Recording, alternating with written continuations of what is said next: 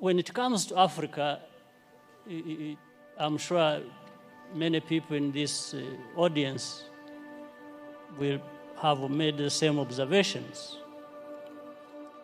I think we must take responsibility and accept our failures in dealing with these matters. For example, relating to what President Obasanjo has just said, on the case of Boko Haram, or you can use that for many other cases. For me, when I'm watching on television, and I find our leaders who should have been working together all along to address these problems that commonly affect their countries, wait until they are invited to go to Europe to sit there and just,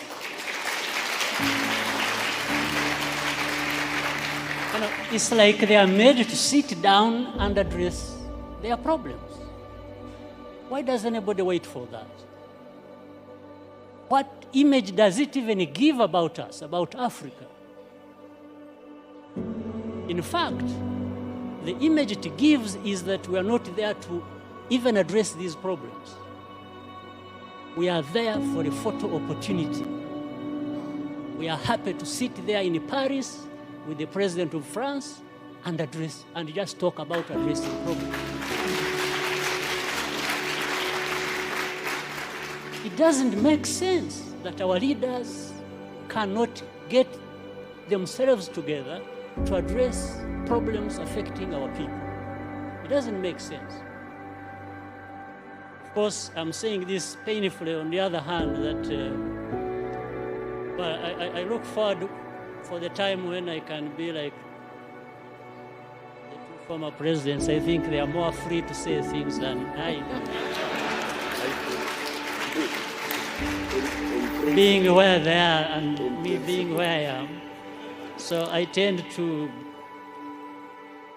remain with some reservations about what I have to say because, but I think there is that serious problem.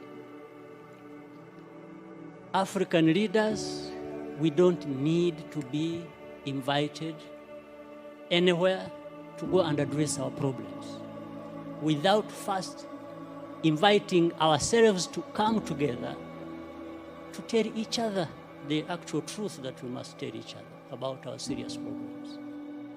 So, I mean, again, look at the problem of South Sudan, indeed. The first problem was about this country and the people there wanting to be independent. They got independence. Now that turned into a problem. How? So you have one war being fought, waged to be independent, then you have to fight another when you have achieved independence. Just fighting among themselves. Why? So some of these underlying root causes should and could have been addressed by the leaders there. Whatever happened, whoever was wrong, that's not the issue. It is still the responsibility of leaders. If they can't resolve the matters themselves, why not? Why not call upon neighbors to say, come and help? We have a problem here. Maybe there is a problem between the president and the vice president. And if they can't resolve it, and each one thinks he's the one who is right and the other is wrong, and they are going to divide the army and the government and everybody else to go on either side and start fighting. But of course, the unfortunate part is that the most majority who suffer are the innocent people who have nothing to do with it. Women, children, and even many men are innocent in that situation. So this is I'm not giving answers, probably I'm raising more questions.